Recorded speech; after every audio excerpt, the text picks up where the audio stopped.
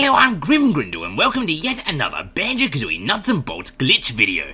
Although, rather refreshingly, this time I can actually give proper credit to the discoverer of this glitch. I can do so because the person who, as far as I'm aware, was the first to discover this, is actually the one who contacted me and told me about it. So a rather large shout out to Lil Wolfie Awesome. Thank you for letting me know of this awesome glitch. And now, to get onto the glitch, as I'm sure many of you have figured out at this point, the glitch allows you to swim in the air. Which is no doubt why Lil Wolfie Awesome has called the glitch Swimming in the Air glitch. To achieve this glitch, you must also utilize the Out of Bounds glitch, which uses the grenade gun turret. If you want to know more about that glitch, I've done a video on it, and there should be a link to it on the screen right now, and also a link in the description of this video. The easiest place this glitch can be achieved is at the top of the level logbox 720. Use the Out of Bounds glitch on the rim around the coolant vat, drop into the coolant under that rim, and then simply use Y to get back into your vehicle. Having done that, now when you get back out of your vehicle, the game will still think you're in the water, and you'll be able to swim around. Depending on what precise section you move through, sometimes this can also cause a graphical error, where it also, or sometimes instead of, applies a pink tinge from the water coolant over the entire level. As well as Logbox 720, this glitch can also be achieved in Terrarium of Terror, and, well, quite possibly in every single other world. I've just not successfully been able to do it yet. So you might well be asking, why does this glitch work? Well, to be brutally honest, I have not got the foggiest idea. At first I thought it might be because the gun turret is both in the water and not in the water, so if you get back into it while in the water and then aim it out of the water and then get back out, it assumes that Banjo is still in the water because the gun turret was when you got into it. But this can't be the case because I actually put it to the test by using a gun turret to get into the water and then a vehicle to get out of the water, and it still achieved the glitch fine despite the fact that the vehicle I used to get out of the water had never actually been in the water.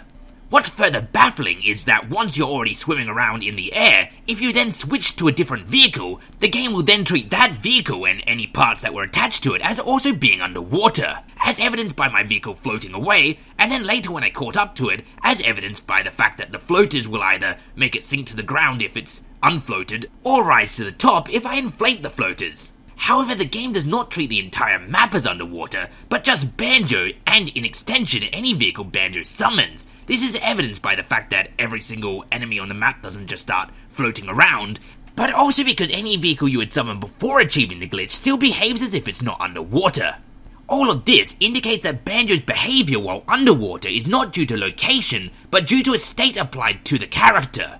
This state is obviously usually applied when you're in the area that is underwater, but because you've done a boundary glitch, you've obviously left that area without having the state taken away. Why this is so easy to achieve in Logbox 720 in Terrarium of Terror and not anywhere else though, is at the moment slightly beyond my grasp, and definitely where my understanding of why the glitch works starts to fall apart. As I've always said, I'm a gamer, not a programmer, so I don't really know why a lot of these things work. I just appreciate that they do, have a lot of fun with it, and offer up a little bit of speculation.